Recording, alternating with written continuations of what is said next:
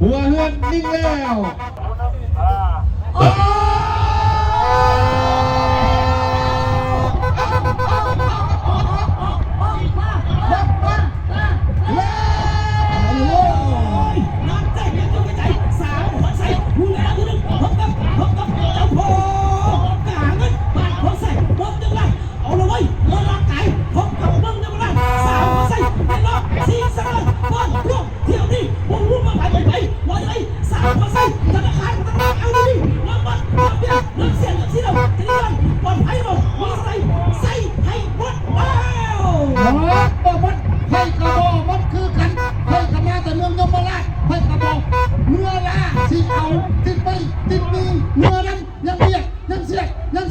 ยังคู่ขี้สูสีเนาะพี่น้องเนาะยังบอ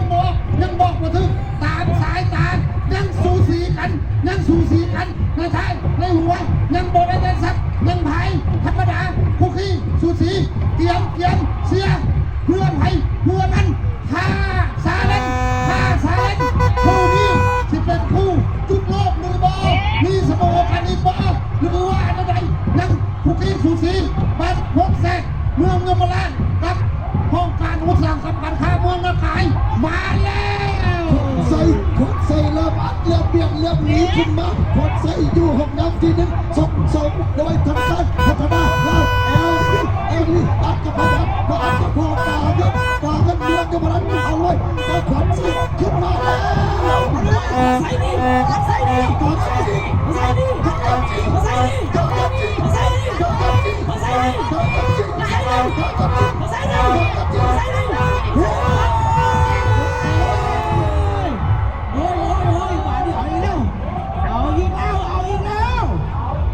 เป่าวันชิ้นไผ่อีกแล้วมาดิไผ่อีกแล้วดีว่าผลการตัดสินออกมาอย่างเป็นทางการ